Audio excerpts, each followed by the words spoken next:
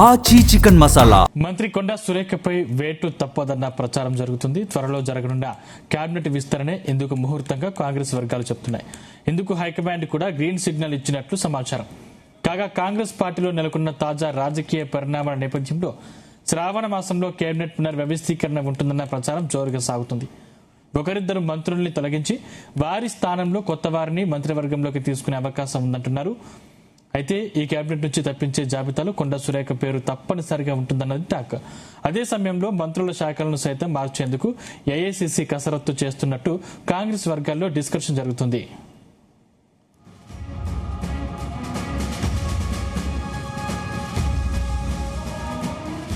Right, ఇదే అంశానికి సంబంధించిన మరిన్ని డీటెయిల్స్ మా ప్రతినిధి వేణుగోపాల్ అందిస్తారు. వేణుగోపాల్, కాంగ్రెస్ పార్టీలో నెలకొన్న తాజా రాజకీయ పరిణామాల నేపథ్యంలో శ్రావణ మాసంలో కేబినెట్ పునర్వ్యవస్థీకరణ ఉంటుందని ప్రచారం జోరుగా సాగుతోంది.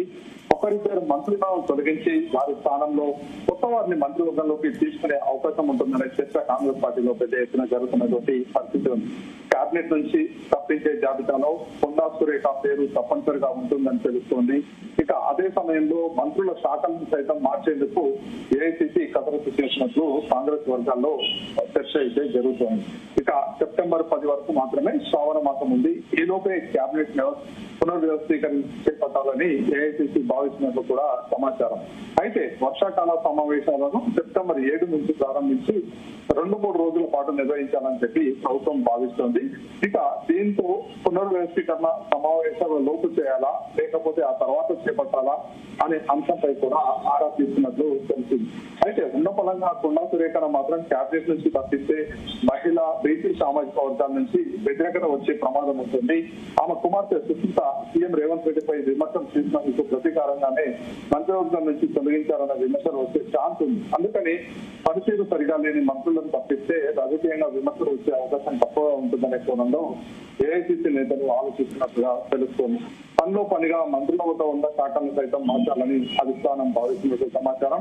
ఇక కొందరు మంత్రులు తమ శాఖలను అడ్డం పెట్టుకుని పెద్ద ఎత్తున అవినీతికి పాల్పడుతున్నట్టు ఫిర్యాదులు వచ్చాయి. దీంతో అటు మంత్రివర్గ రీషఫ్లింగ్, ఇటు మంత్రుల శాఖలో మార్పులు చేపడితే పాలన వ్యవహారాల్లో భాగంగా మార్పులు చేశారనే సంకేతాలు ఉంటాయని కాంగ్రెస్ అధిష్టానం ఆలోచన చేస్తున్నట్లుగా తెలుస్తుంది. ఇక కేబినెట్ నుంచి తప్పించే మంత్రులను జాబితాను ఇప్పటికే ముఖ్యమంత్రి రేవంత్ రెడ్డి అధిష్టానం ముందు పెట్టినట్టు తెలిసింది. ఇక ఆ మంత్రులను తప్పించినందుకు ఉన్న కారణాలను సైతం వివరించినట్టు సమాచారం. ఇక ఆ మంత్రులతో రాజీనామా చేయించే బాధ్యతను మాత్రం ఏఐసీసీ పెద్దలు తీసుకునే ఛాన్స్ ఉందని తెలిసింది. ఇక రాజీనామాకు ఒప్పుకోకపోతే నయానో భయానో దారిలోకి తెచ్చుకునే అవకాశం ఉంది. అయినా ఒప్పుకోకపోతే మాత్రం అప్పుడు పత్ర పత్రాన్ని ప్రయోగించే అవకాశం ఉంటుందని ఏఐసీసీకి సన్నిహితంగా ఉండే ఓ నేత అభిప్రాయపడ్డారు.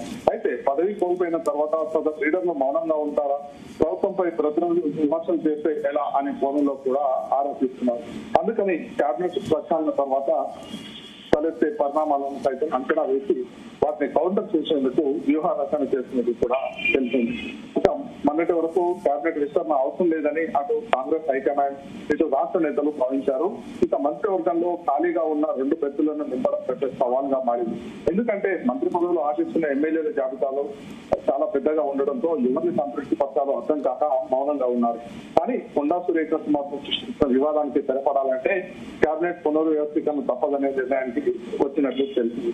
ఇక కేబినెట్ లోకి కొత్తగా మున్నూరు కాపు, ఓసీ సామాజిక వర్గంతో పాటు ఎస్టీ సామాజిక వర్గం వారికి అవకాశం దక్కనుంది. ఇక పనిలో పనిగా వర్షాకాల సమావేశాల్లో పెండింగ్ లో ఉన్న డిప్యూటీ స్పీకర్ ఎన్నికను సైతం పూర్తి చేయాలని భావిస్తున్నారు. ఇక సామాజిక జిల్లాల సమతుల్యతను దృష్టిలో పెట్టుకుని కేబినెట్ పునర్వ్యవస్థీకరణకు అలాగే డిప్యూటీ స్పీకర్ ఎన్నిక జరగనున్నట్లు సమాచారం. ఇక కొండా సురేఖ ఎపిసోడ్ లో పార్టీ ఎమ్మెల్యేల ఫిర్యాదుల ఆధారంగా సంశిక్షణ సంఘం పిసిసికి నివేదిక ఇవ్వనుంది. ఇక ఆ నివేదికతో పాటు పిసిసి సైతం తన అభిప్రాయాలను హైకమాండ్ కు అందజేయనుంది.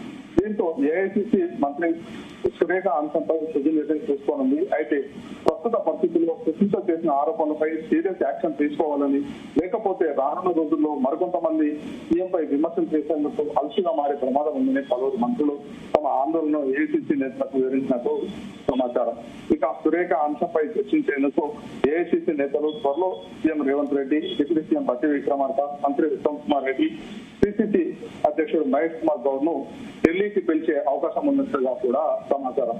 మొత్తంగా ఏదైతే ఈ నెల 7వ తేదీ నుండి అసెంబ్లీ సమావేశాలు ప్రారంభించాలని చెప్పేసి ఇప్పటికే ముఖ్యమంత్రి నిర్ణయించుకున్నారు. మరి ఈ నేపథ్యంలో ఏదైతే ఈలోగానే మంత్రివర్గ పునర్వ్యవస్థీకరణ చేపడతారా లేక అసెంబ్లీ సమావేశాల తర్వాత అనే చర్చ కూడా కాంగ్రెస్ పార్టీలో జోరుగా జరుగుతున్నటువంటి పరిస్థితి. అయితే ఇందుకు సంబంధించి ముఖ్యంగా ఏదైతే ఇటు జిల్లాల నుండి ఆశావాసుల సంఖ్య కూడా చాలా పెద్ద ఎత్తునే ఉంది. ఇక కొన్ని జిల్లాలకు అసలు ప్రాతినిధ్యం లేదు. ఇక ఈ ప్రాతినిధ్యం లేనటువంటి వారికి ప్రాతినిధ్యం కల్పించాలని చెప్పి కూడా డిమాండ్ ఎప్పటి నుండో వినపడుతున్నటువంటి పరిస్థితి ఉంది. మరి ఈ నేపథ్యంలో ఇది సామాజిక సమీకరణలు చూస్తూనే ఇక మంత్రివర్గాన్ని పునర్వ్యవస్థీకరించాల్సి ఉంటుంది.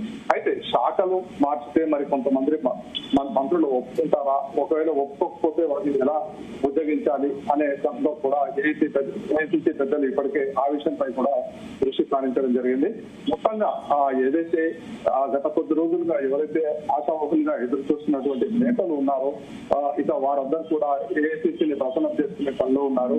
ఇక ముఖ్యంగా ఏదైతే క్యాబినెట్ చోటు దక్కించుకోవాలి అనేటువంటి విధంగా కూడా ఇప్పటి నుండి మేము సీనియర్ గా పార్టీకి సేవలు అందిస్తున్నాం, ఇక సీనియర్ గా ఎమ్మెల్యేగా ఉన్నాం కాబట్టి మాకు అవకాశం ఇవ్వాలి అని చెప్పి పలువురు ఇప్పటికే ఏఐసీసీ పెద్దలను కూడా కలిసినట్లు సమాచారం. మొత్తంగా ఏదైతే త్వరలోనే తెలంగాణ క్యాబినెట్ ప్రక్షాళన అనేది మాత్రం ఖచ్చితంగా జరుగుతుంది అనేటువంటి సంకేతాలు మాత్రం వెలువడుతున్నటువంటి పరిస్థితి ఉంది. అయితే వేణుగోపాల్ ఇప్పుడు ఒకరిద్దరు శాఖల్ని మారుస్తారు అన్న తరుణంలో ఖచ్చితంగా తొలగిస్తారు అన్న తరుణంలో ఖచ్చితంగా కొండ సురేఖ పేరు ప్రముఖంగా వినిపిస్తున్నటువంటి మాట. ఆ తర్వాత ఇంకా ఎవరి పేరు ఉండే అవకాశం ఉంది? అయితే ముఖ్యంగా ఏదైతే ఇప్పటికే ప్రస్తుత క్యాబినెట్ లో 2 స్థానాలు ఖాళీగా ఉన్నాయి. ఇక ఈ 2 స్థానాలు ఖాళీతో పాటు ఇప్పుడు కొండ సురేఖను మంత్రివర్గం నుండి తప్పిస్తే మాత్రం ఇక 3వ స్థానం కూడా అందుబాటులోకి వస్తుంది. అయితే ఈ 3 స్థానాలు అందుబాటులో ఉండగా మరోవైపు ఏదైతే ఇప్పటికే మంత్రివర్గంలో ఉన్నటువంటి వారి ఏదైతే అవినీతి చిట్ట అంతా కూడా ఏఐసీసీ నివేదిక తెప్పిస్తున్నది సమాచారం. వివిధ శాఖల్లో జరుగుతున్నటువంటి పనులు, అభివృద్ధి కార్యక్రమాలు, అలాగే అక్కడ వారికి మంత్రి పదవి ఇచ్చినప్పుడు వారు ప్రజల కోసం ఏం చేశారు అనే దానిపైనే ప్రధానంగా ఇటు ఏఐసీసీ దృష్టి సారిస్తుంది. ఇక అందులో భాగంగా ఏదైతే అందరి శాఖల్లో పనితీరు ఏ విధంగా ఉంది అంచనా వేసి ఇప్పటికే ఏఐసీసీ పెద్దలు కూడా ఒక నివేదిక తెప్పించుకున్నటువంటి పరిస్థితి.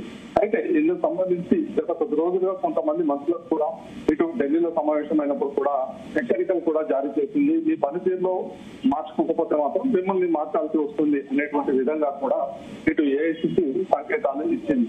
ఇక ప్రస్తుతం జరుగుతున్నటువంటి పరిణామాల నేపథ్యంలో ఖచ్చితంగా శాఖలు మార్చే అవకాశం కూడా ఉంది. ఎందుకంటే ఇప్పటికీ ప్రభుత్వం ఏర్పడి 3 సంవత్సరాలు పూర్తి కావస్తున్నా కానీ ఇప్పటికీ కూడా మంత్రులు తమ శాఖలపై పూర్తి స్థాయిలో కూడా పట్టు సాధించలేకపోయారు. ఏదైతే ప్రజా సమస్యలు ఎక్కడికక్కడ పెండింగ్ లో ఉన్నటువంటి పరిస్థితి, ఇక ప్రజలు కూడా పెద్ద ఎత్తున తమ సమస్యలను విన్నవించుకునేందుకు వచ్చినా కానీ ఏళ్లకేళ్లుగా పెండింగ్ లో ఉంటున్నటువంటి పరిస్థితి. ఈ నేపథ్యంలో ఖచ్చితంగా కొంతమంది ఎవరైతే మంత్రుల పనితీరు బాగాలేదో వారి శాఖలు మార్చే అవకాశం అయితే ఉన్నట్లు మనకు సమాచారం. ఇందుకు సంబంధించి ఇప్పటికే రేవంత్ ఏదైతే మంత్రివర్గ పునర్వ్యవస్థీకరణకు సంబంధించి ఇప్పటికే తన వద్ద ఉన్నటువంటి సమాచారాన్ని కూడా ఇటు కాంగ్రెస్ ప్రజలకు అందజేశారు.